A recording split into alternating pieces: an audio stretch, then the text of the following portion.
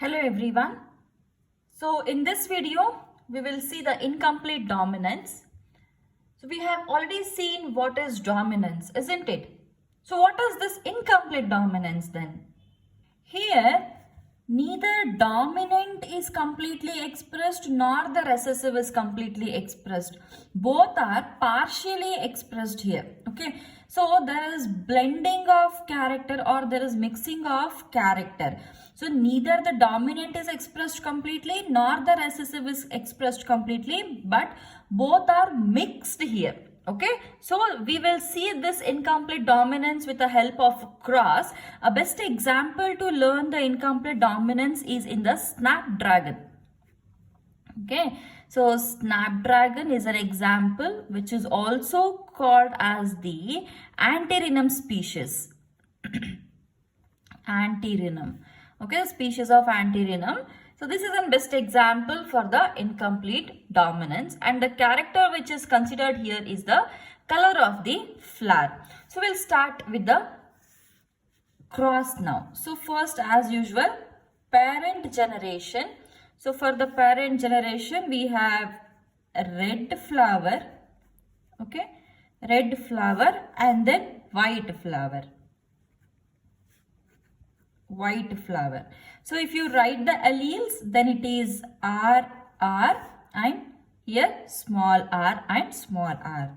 So the gametes, it is capital R here, small r here. Now there is a fusion which happens, and in the F1 generation, actually according to the law of segregation and law of independent assortment, we are supposed to get capital R, small r, that is fine. So this is what happens. But what should be the phenotype of this particular individual here? According to the law of independent assortment and the law of segregation, this should be red flower, isn't it? The dominant should be coming here. But here, instead of the dominant coming here, both red and white are mixed and they are giving pink flowers. They are giving pink flowers. So since it is not following this dominance, we call this incomplete dominance as an deviation from the Mendelism.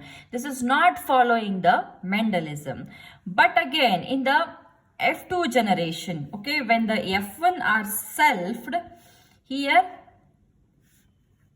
F1 selfed. Then what happens in the F2 generation? So again the gametes, let's write the Punnett square. So here it is R, capital R and small r. So capital R, small r, capital R, small r. Now if you write the individuals, so this is capital R, capital R, small r. Here it is again capital R, small r, and small r, and small r. So if you look at the phenotypic ratio,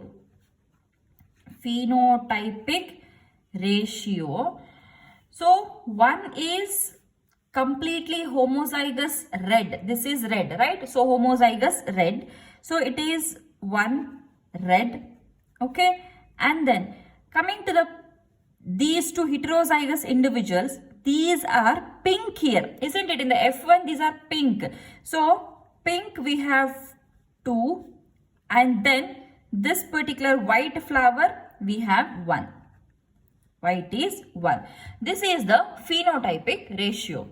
So in the F2 generation, we have got these parental combinations again. So it means that though it is a deviation from the Mendelism, again in the F2 generation, it is following the Mendelism. But still here it is not following. So we call it as a deviation from the Mendelism. And if you write the genotypic ratio, okay, if you write the genotypic ratio, see here we don't have a separate gene for the pink. Pink is the deviation actually. Okay, for the red we have, white we have, but how about the pink? There is no gene for the pink here, separate gene for the pink available. So here For the genotypic ratio also, it will be 1:2, 2:1. Same thing follows here for the genotype also, because we don't have a separate gene for the pink flower. I hope you're getting my point. Okay, so since here domination is also not complete or recessiveness is also not complete, here both are getting mixed. So we don't have a complete dominance here. In the pink, red is there, isn't it? In the pink, red color is there, but it is not expressed completely. It has expressed incompletely.